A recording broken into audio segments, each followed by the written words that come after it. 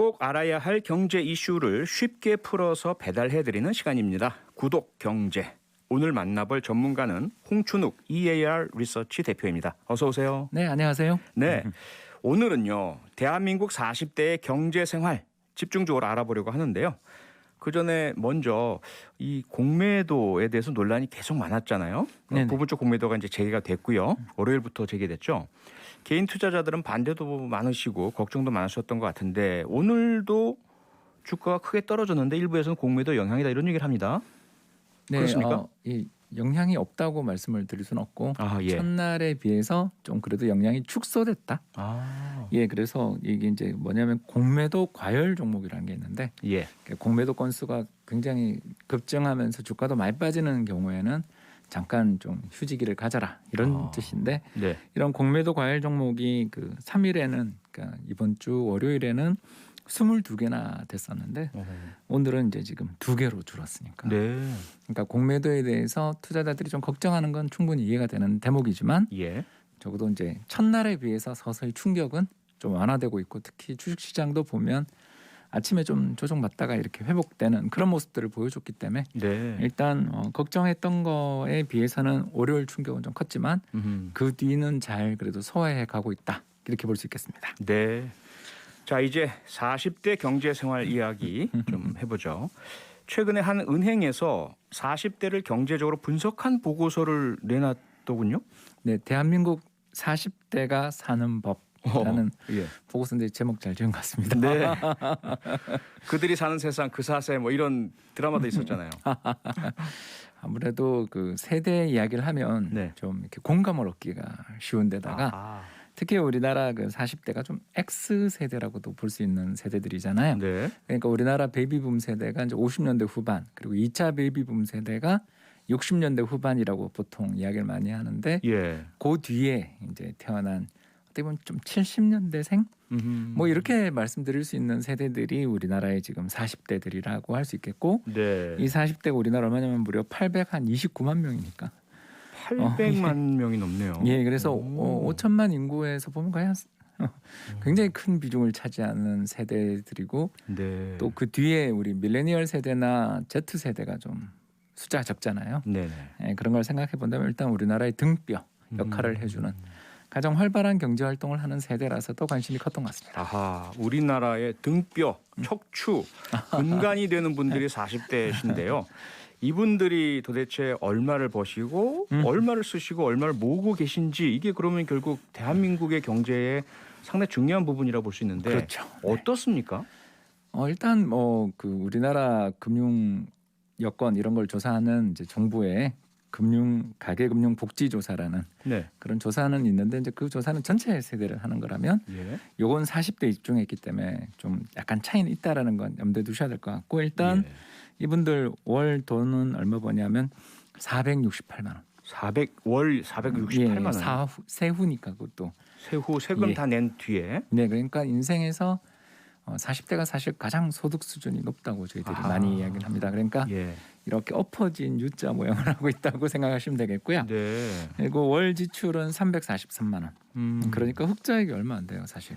아, 126만 원 정도밖에 흑자를 못 내고 계시더라고요. 네. 그리고 내 집을 보유하신 비율은 56%. 아하. 그리고 총 자산은 4억이 조금 넘는데 대출이 8천만 원 껴 있어서 네. 사실 순자산은 3억 3천만 원 정도로 추산되는. 아. 그러니까 버는 거에 비해서 자산 규모가 그렇게 많지 않네 싶고 또 월 흑자액 규모도 생각보다 조금은 그렇게 많지는 않은. 네. 인생의 가장 소득 수준이 높고 또 자산 시장은 50대가 제일 부유한데 예. 일단 소득 면에서는 40대가 제일 높다 이렇게 보시면 됩니다. 아하, 소득 면에서는 높다. 근데 자산은 그렇게 풍부하지 못하고요. 56% 정도의 보유율. 소유율이고 그리고 한 4억 정도의 그런 그 재산이다. 그런데 어쨌건 앞서도 말씀 주셨지만 평균이잖아요. 이 액수가요. 소득 평균이 468만 원 세금을 뗀 이후 높은 거 아닌가요? 네, 꽤 높죠. 이게 이제 이 조사 자체가 약간은 편향이 돼 있을 수도 있다라는 건 일단 우리 염두에 둬야 되는 것 같고요. 예. 아무래도 이제 좀 대상이 은행에서 조사하신 연구소니까.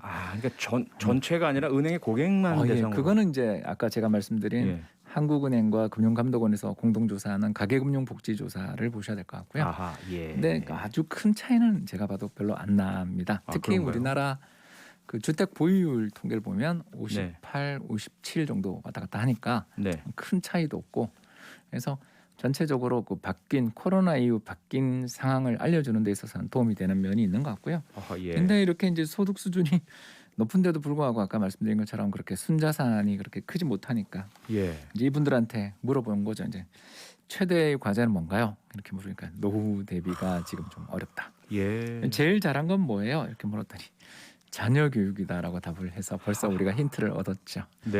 예, 그러니까 아무래도 우리나라 40대들이 좀 여러 가지 교육 제도의 변화도 겪었던 세대들입니다만, 아무튼 우리 그 부모님들이 굉장히 공부를 열심히 시켰던 세대이기도 하고 예. 또 국제화 붐도 세계화의 붐도 좀 겪었던 세대들이다 보니까 자녀에게 많은 지출들을 하는 편이고 네. 애정을 가지고 있는 좋은 부모님들이시긴 한데, 대신 네. 은퇴자금 마련의 점수나 이런 거는 목표에 비해서 많이 모자라는, 네. 그게 이제 현실인 거죠. 그러니까 좋게 표현을 하셔서 자녀에 대한 애정과 관심이 많으시다.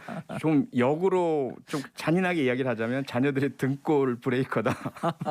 이런 얘기 많이 하잖아요. 예, 그리고 이제 또 이분들 입장에서 그 노후를 어떻게 설계하고 계세요 하고 물어봤더니 네. 그 공적연금, 공민연금이나 공무원연금 같은 연금도 있지만 네. 이분들이 개인연금이랑 퇴직연금에 대한 기대를 되게 많이 갖고 계시더라고요. 그래요. 그래서 민간 근데, 사금융 연금이죠. 예, 근데 이제 이게 굉장히 수익이 안 좋거든요. 그 논란이 많던데요. 예, 일단 작년 개인연금 수익률이 4% 초반 정도 나왔고, 이것도 많이 높아진 겁니다. 예. 2019년에 3.0이었던 걸 생각하면 네. 엄청 높아진 거고요. 그리고 퇴직연금은 더 참혹한데 1.76% 정도 수익이 났어요. 이게 왜 이게 문제냐면 작년 국민연금이 9.3, 네. 재작년 국민연금 수익률이 11% 났거든요. 아하. 그러니까 굉장히 보수적이고 어떻게 좀 이렇게 시장에서 좀 연못의 고래라는 평을 들을 정도로 네. 운신도 좀 힘든 그런 국민연금 수익률보다 개인연금이나 이런 수익률이 되게 안 좋은데, 여기에 이제 의지를 너무 많이 하니까 아하. 그러니까 아까 말씀드린 등골 브레이커 예. 자녀 이야기도 했지만 노후에 대한 불안이 노후에 상당히. 대한 불안들이 좀 많이 부각되고 이걸 좀 걱정을 하는 네. 그런 이야기들을 종종 여기 통계에서 볼 수 있었습니다. 네네. 이쯤에서 잠시 광고 듣고 구독 경제로 다시 돌아오겠습니다. 구독 경제, 오늘은 홍춘욱 EAR 리서치 대표와 함께하고 있고요. 대한민국 40대 경제 생활을 분석 중입니다. 40대가 소득은 그래도 꽤 높은데 월 평균 468만 원 정도가 되고요. 세금 뗀 이후에. 그런데 워낙 지출이 많다 보니까 특히 자녀 교육이 많이 들어가고요. 노후 준비할 자금이 거의 없는 상태에 있다. 이거 어떡하느냐. 더구나 이제 수명은 길어지고 맞습니다. 뭐 은퇴 시기는 점점 빨라진다고 하고, 이거 어떻게 되나 걱정인데요. 7133님께서도요. 자녀 키우는 돈으로 보면 중산층이지만 노후엔 빈곤층 될까 두려운 75년생입니다. 이런 분 많으실 텐데. 네. 홍춘욱 대표님 어떻게 됩니까? 네, 일단 지나치게 안정을 추구하면 100% 위험에 빠진다. 이렇게 저희들은 이야기를 많이 하게 되는데요. 네. 실제로 이번 그 DC형 그 확정 급여, 그러니까 얼마 딱 받는 게 정해져 있는 그런 네. 거 수익률 보면 제일 높은 데가 2.15%예요. 2.15%. 지금 소비자 물가 상승률이 2.3%인데 예. 끔찍하죠. 그러니까 실질 수익률 마이너스입니다. 마이너스네요, 실제로는. 네, 그러니까 안정적이고 확정적인 걸 원하시면 아하. 실질 구매력은, 그러니까 노후 빈곤을 향해 가게 됩니다. 아이고. 그러니까 이건 뭐 우리만 그런 게 아니고요. 얼마 전에 네. 나온 IMF 보고서를 봤더니 전 세계 소득 계층별로 이렇게 포트폴리오를 보니까 잘 사는 사람일수록 수익이 높아요. 네. 그리고 소득 하위 50% 뭐 또 이런 분들은 기대 그 위험 대비 수익률이 굉장히 좋죠. 아하. 왜 그런가 하고 포트폴리오를 딱 봤더니 자산의 거의 7-80% 이상, 금융 자산의 7-80% 이상을 전부 죄다 예금해. 근데 이 제로금리 시대에 은행 예금 또는 확정 급여형 상품에다가 투자를 해버리면 네. 확실하게 위험에 처하는 거죠. 자, 그러면 어떻게 해야 되느냐? 제가 이제 힌트를 하나 드리자면 네네. 우리나라 지난 21년 동안 이제 2000년 이후부터가 한국 경제가 그래도 선진국으로 완전히 올라섰으니까 예. 지난 21년 동안 주식시장의 흐름을 보면 6번이나 마이너스가 났어요. 그렇기 때문에 주식에 올인하는 것도 또 대단히 위험한. 왜냐하면 아이고. 40대는 이제 근로 여력이 몇 년 안 남았잖아요. 네. 우리는 사실 뭐 50대, 저도 50대입니다만 아시는 바와 같이 이게 참 직장에서 제 입사 동기들 몇 명 남아 있지 않거든요. 아이고. 네, 예. 그런 점을 생각한다면 안정을 추구하는 마음은 알지만 또 주식에 올인하는 것도 위험합니다. 그러면 이거 어떻게 해야 되느냐?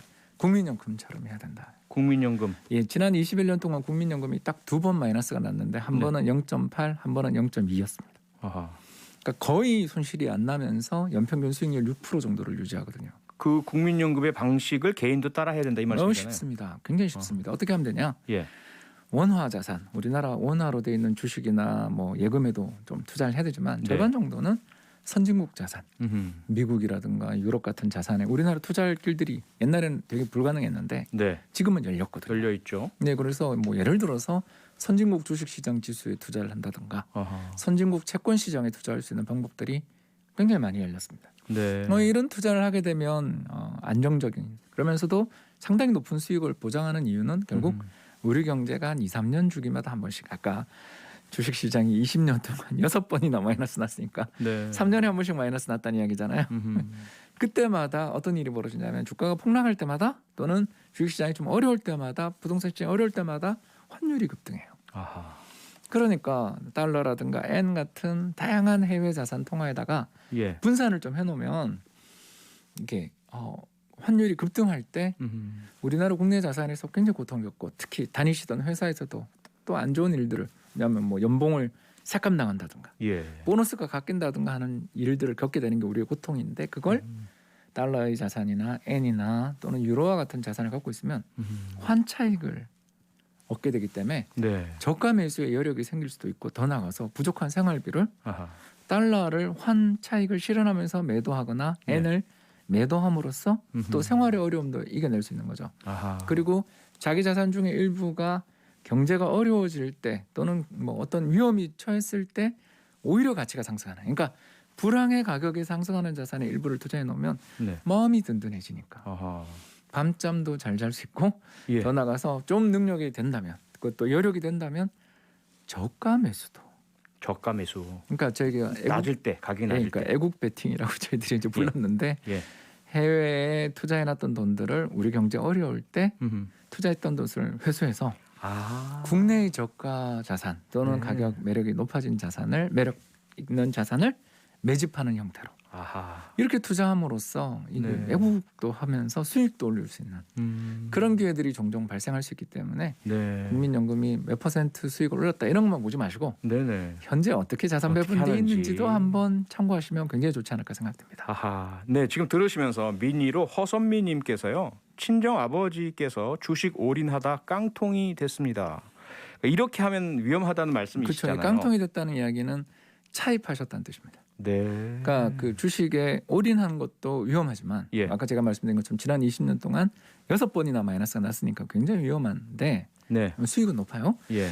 대신 또 하나의 문제가 뭐냐면 음흠. 위아래 흔들림이 큰 자산은 돈을 빌려 투자를 하게 되는 순간 이 반대 매매라는 걸 당하게 됩니다. 아. 이게 뭐냐면 이제 우리가 돈을 빌려준 제가 이제 금융권이라고 생각하겠습니다. 예. 돈을 빌려드렸는데 갑자기 그 돈을 빌려 가셔가지고 운용을 잘 하시다가 예. 어느 날 원금 손실까지 그러니까 음흠. 몇 배 돈을 빌려서 뭐 예를 들어서 1,000만 원의 원금에 한 2천만 원 정도를 우리가 더 빌려서 네. 3천만 원으로 투자를 했다. 예. 자 이렇게 되면 10%만 올라도 30%의 수익이 나는 셈이 되잖아요. 원금 대비. 그렇죠. 근데 이제 반대로 10%만 빠지면 원금 손실이 30%가 되는 거고 아하.